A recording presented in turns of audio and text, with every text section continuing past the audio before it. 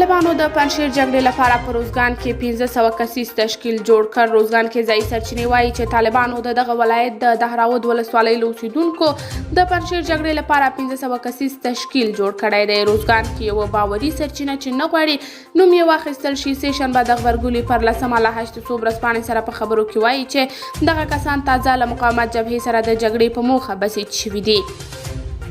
دغه تشکیل دوشنبه شپه د طالبانو لخوا رامنځته شوی دی.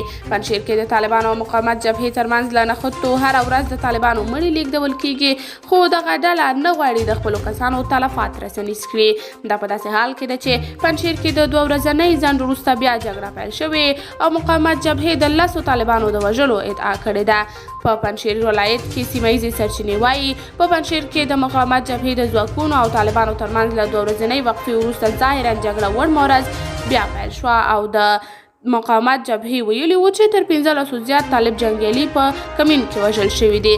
طالبانو بیا د مقاومت ډلې یاده ادعا رد کړې وه، ویلي و چې پنجشیر کې هیڅ جګړه نه ده شوې. قدرمنو لیدونکو، تاسې په هکله څه نظر لرئ؟ کمنټ کې شریک او چینل سبسکرایب کړئ.